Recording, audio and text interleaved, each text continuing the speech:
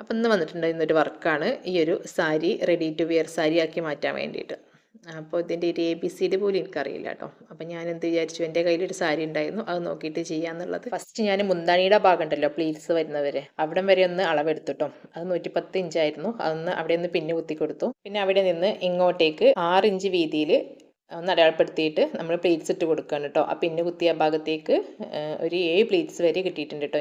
അപ്പോൾ അത് അവിടെയും കൂടെ ഒരു മൊട്ടുസൂചിയും കൂടെ കുത്തി കൊടുത്തിട്ട് ഒന്ന് ഫിക്സ് ചെയ്ത് വെക്കുക, അല്ലെങ്കിൽ സ്റ്റിച്ച് ചെയ്ത് കൊടുക്കുക കേട്ടോ. ഈ ഒരു സമയത്ത് തന്നെ ഡീറ്റെയിൽഡ് വീഡിയോ എടുത്തിട്ടില്ല കേട്ടോ, കറക്റ്റ് അളവുകളൊന്നും അറിയാത്തതുകൊണ്ട്. പിന്നെ നമ്മൾ സ്റ്റാർട്ട് ചെയ്ത് അവിടെ നിന്ന് ഒരു 2.5 ഇഞ്ച് വീതിയിലുള്ള ഒരു പീസ് എടുത്തിട്ട് അതിൻ്റെ മുകളിൽ സ്റ്റിച്ച് ചെയ്ത് കൊടുക്കുകയാണ് കേട്ടോ. ഇതിൻ്റെ ലെങ്ത്ത് എടുത്തിട്ടുള്ളത് 54 ഇഞ്ചാണ്.